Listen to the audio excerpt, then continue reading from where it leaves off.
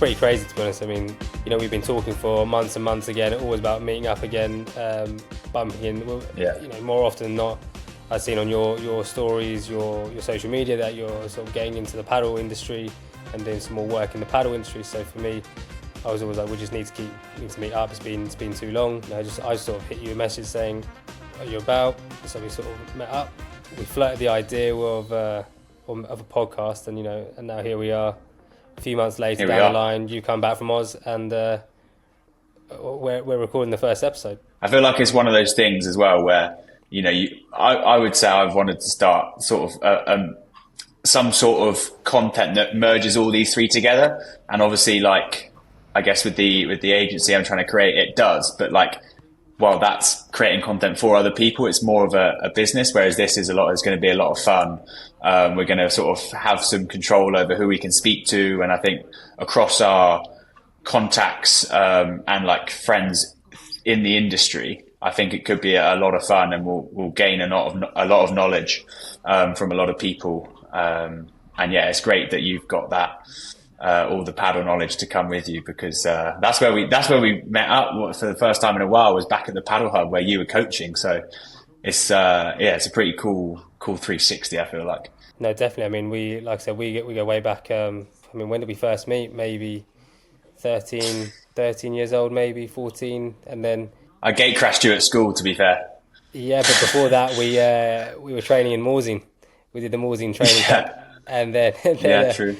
And then you came to my school for a while before going to Millfield. Yeah. But yeah, I mean, we definitely have a lot of things to catch up on, and B, we've got so many things in common now, or both work in the same industry. And definitely, I think what's exciting about this is, I think it's more about what the people sort of want to hear and how relatable it can be about those crossovers. I think a lot of people don't realise that there is so much crossover between the three sports, because certainly what I'm finding is that one person plays one of those sports, but actually they're playing all three of the sports, but people don't realise that, and I think that's the beauty of it. There's a lot of crossover.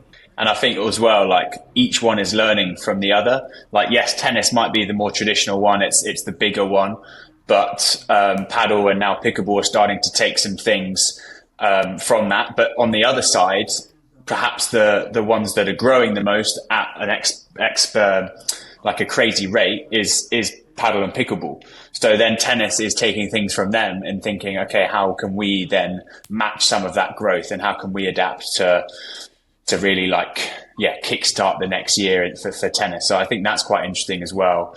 And I mean, just yesterday we saw the launch of Top Series, the new pickleball league coming in to Europe and Asia, which is pretty exciting, because I think pickleball in Europe and Asia does need to try and match that of the States. They're probably the leaders in that sense.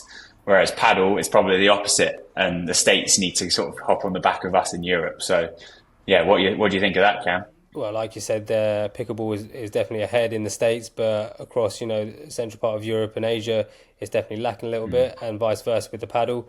I don't really hear too many things about paddle in the US, but definitely that's the way I think it's going. You've got Miami and those sort of hotspots, but apart from that, no one really else is jumping on that. But I think what we'll see is definitely in the years to come is that tennis will definitely adapt, the way of sport and how they run events to match it a bit more like pickleball and paddle. So if hopefully we can be part of that, that'd be something cool for sure.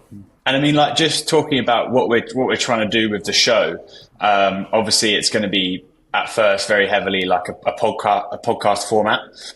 So we're going to speak to lots of people in the industry. If you want to explain to the people listening, like, who are the sorts of people we want to get on, and well, also we want to hear from everyone as to who they'd like to hear from too. But who are you most excited for? To be fair, I'm heavily excited to hear from some of the players who have now become just normal sort of people who are now almost trying to earn a living out of it, and sort of their story of how they've done that. But also I'm quite excited to hear a little bit more about the people who are running the communities within their own sports, and how they're really affecting and impacting the people getting into the sport for the first time, and how that looks like, how they're competing within that sport.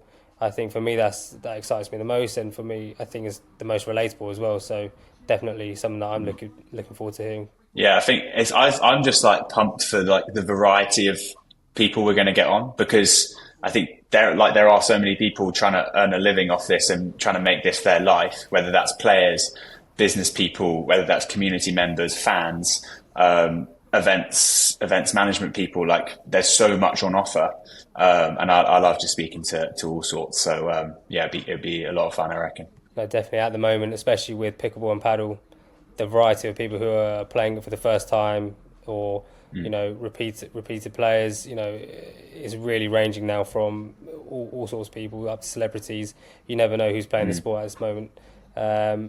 Something that's really cool to be a part of and witnessing.